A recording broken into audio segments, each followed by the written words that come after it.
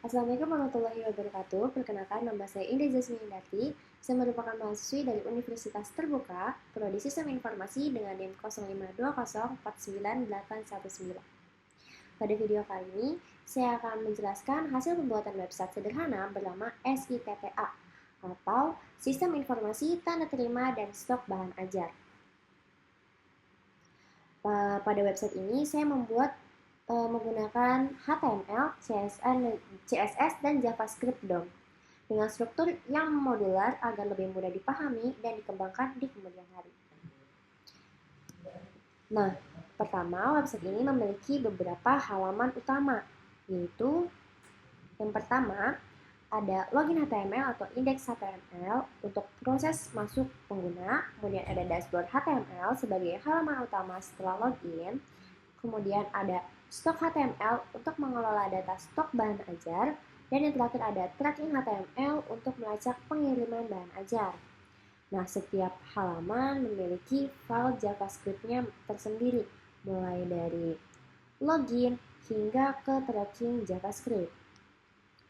Lalu, semua tampilan dikontrol oleh satu file CSS, yaitu style CSS. Dan semua data simulasi disimpan di file data.js atau data JavaScript. Nah, struktur HTML yang digunakan sudah semantik. Saya menggunakan elemen header untuk bagian judul halaman, kemudian main untuk isi utama, lalu ada table untuk menampilkan data stok, dan yang terakhir ada form untuk menambahkan stok baru. Struktur ini mengikuti prinsip sistem sematik HTML agar kode mudah dibaca dan SEO friendly.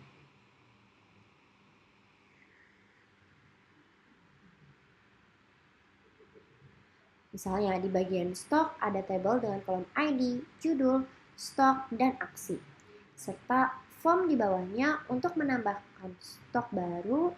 Input yang tersedia terdiri dari ID, judul, stok, dan tambah. Maksud tambah adalah jumlah stok yang mau ditambahkan. Semua tampilan diatur di style CSS. Tampilan saya buat sederhana, tapi bersih dengan warna biru muda sebagai warna utama. Nah, warna ini juga konsisten dipakai di tombol, header, dan elemen interaktif lainnya.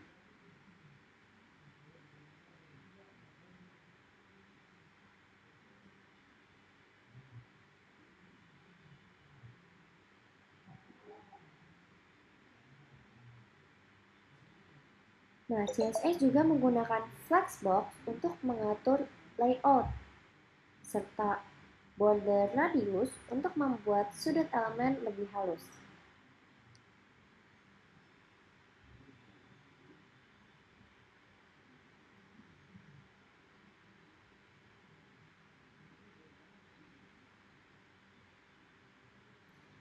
Dan juga setiap tombol diberi efek hover agar pengguna tahu ketika elemen bisa diklik.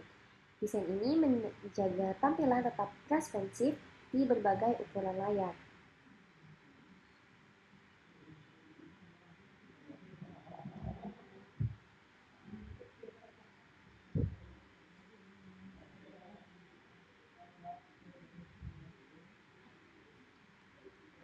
Selanjutnya kita masuk ke bagian login CSS. Di sini saya menggunakan event DOM content loaded agar seluruh elemen HTML sudah siap sebelum JavaScript dijalankan. Login form memiliki validasi sederhana, pengguna wajib mengisi email dan password. Data pengguna disimpan di array data pengguna. Ketika form disubmit, sistem akan memeriksa apakah kombinasi email dan password sesuai data. Kita ambil contoh, nama dan email yang kita gunakan adalah rima@ut.ac.id. Kita coba masukkan ke dalam website yang telah kita buat.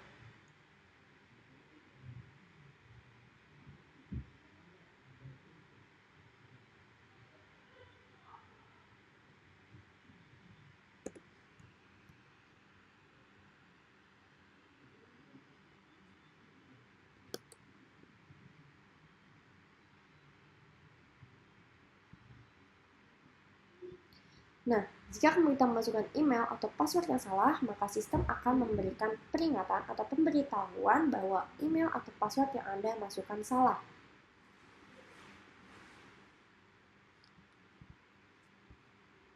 Maka kita harus memasukkan email dan password yang sesuai dengan data pengguna atau data yang telah didaftarkan sebelumnya.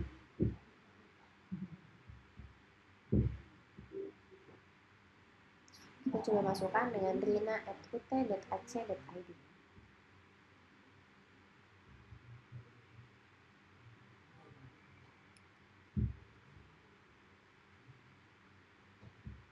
Kemudian passwordnya rina123.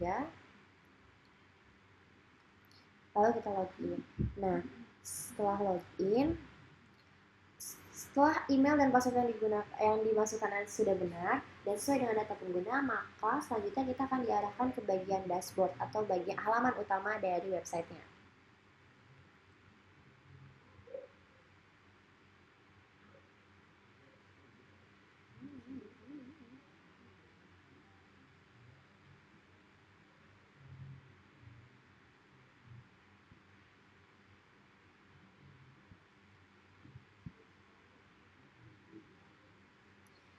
Nah, tapi selain login, ada juga fitur tambahan yaitu register atau daftar dan juga lupa password yang ditampilkan dalam modal pop-up. Modal dilakukan dan ditutup menggunakan fungsi open modal dan close modal. Ketika user mendaftar, datanya ditambahkan ke array data pengguna. Untuk lupa password, sistem hanya menampilkan pemberitahuan simulasi bahwa email reset sudah dikirim.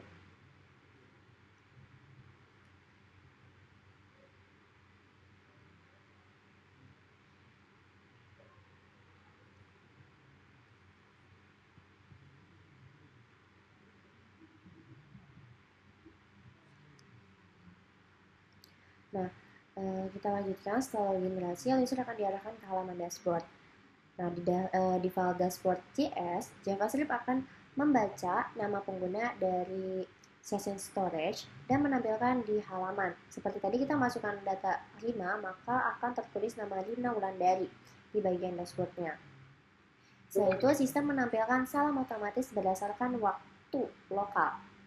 Nah, di sini karena saya loginnya di malam hari, maka dia akan menampilkan selamat malam. Nah, sistemnya ini dibuat untuk selamat pagi itu jika di antara waktu jam 4 sampai jam 11. Kemudian juga selamat siang di antara jam 11 sampai jam 15 atau jam 3 sore. Kemudian selamat malam untuk lebih dari jam 6 sore. Kemudian ada juga tombol logout yang berfungsi menghapus data session pengguna, sehingga saat keluar tidak bisa langsung masuk kembali tanpa login ulang.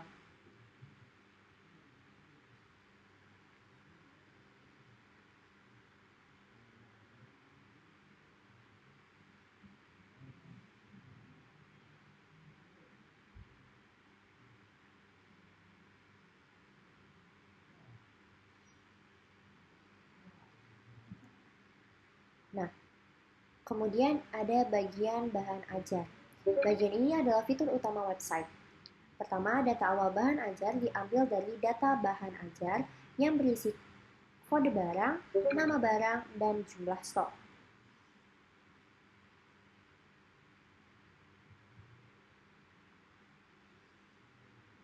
Nah, di sini kita bisa lihat ada 4 tabel, yaitu ID, judul, stok, dan aksi. Fungsi render table digunakan untuk menampilkan data ke dalam HTML. Setiap baris memiliki gambar cover, ID, judul, stok, serta 2 tombol plus 1 dan minus 1. Setiap baris, nah kalau tombol plus 1 ditekan, maka stok yang ditampilkan akan bertambah 1. Jika minus 1 yang diklik, maka stok yang ditampilkan akan berkurang 1.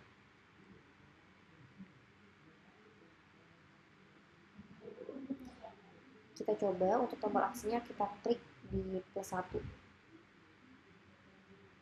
Maka stok di sini adalah 548. Jika kita klik plus 1, maka akan menjadi 549. Namun jika kita klik minus 1, maka stok akan berkurang 1. Dari 549 menjadi 548.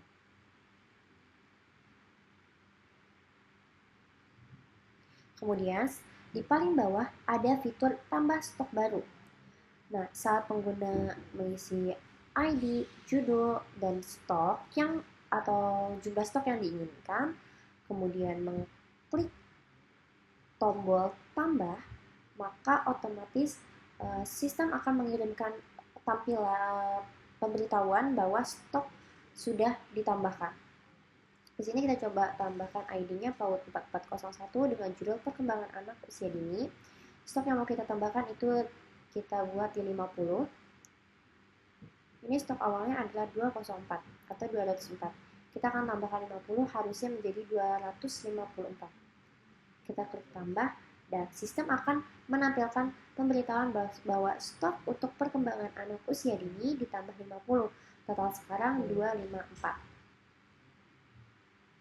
Kita oke, lalu di situ bisa terlihat bahwa stok buku perkembangan anak usia dini bertambah 50. Nah, perlu diketahui di website ini setiap aksi disertai pemberitahuan untuk memberi umpan balik kepada pengguna. Misalnya tadi item telah berhasil ditambahkan, kemudian juga ada password belum diisi atau email belum diisi. Gitu.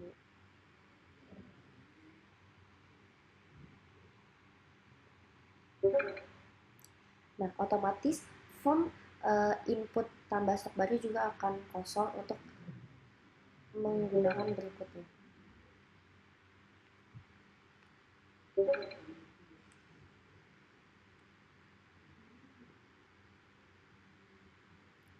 Oke, yang terakhir ada fitur tracking pengiriman. Nah, di halaman ini pengguna bisa memasukkan nomor DO untuk mencari status pengiriman bahan ajar. Ketika tombol cari ditekan, sistem akan mencari data berdasarkan nomor ID di objek data tracking. Jika ditemukan, tampilannya akan menampilkan penerima, status ekspedisi, tanggal terkirim, jenis paket, dan total pembayaran. Nah, di sini kita lihat dulu di data kita bahwa kita lihat untuk nomor DO yang terdaftar. Kita copy terus kita masukkan ke websitenya, lalu nanti kita klik cari.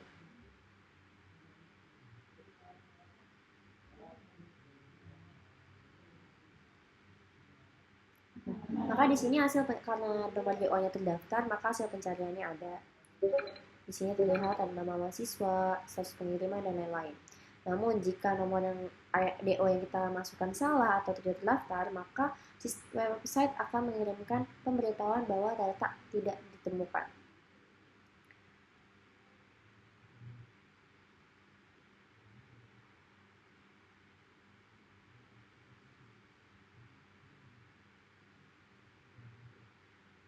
Nah, di sini bisa dilihat nama mahasiswanya, status pengiriman, kemudian data ekspedisi hingga ke riwayat pengirimannya.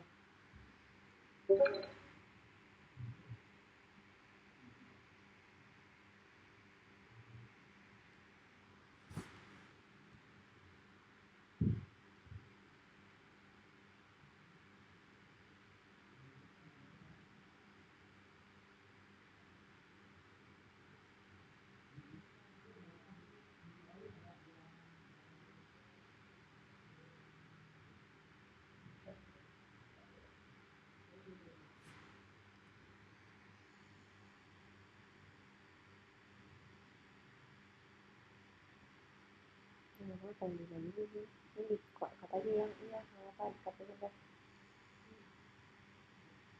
ini apa di aja ya.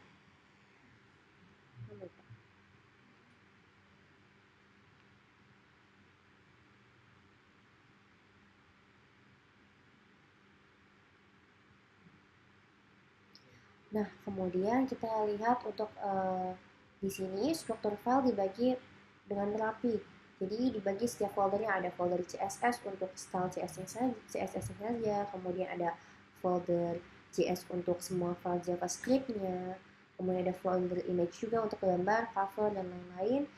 Dan untuk HTML disimpan di luar folder agar mudah diakses nantinya. Nah, struktur modular ini sudah membuat kode lebih mudah dikembangkan dan terorganisir.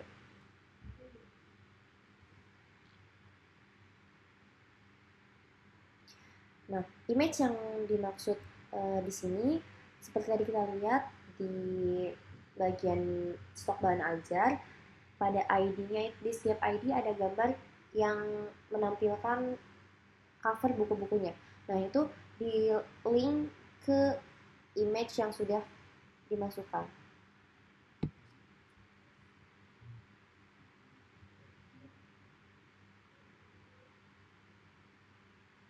Nah, bisa dilihat sih ada covernya. Nah, covernya ini sudah langsung sudah kita atur untuk dia nge-link antara stok HTML dan stok JS ke image-nya.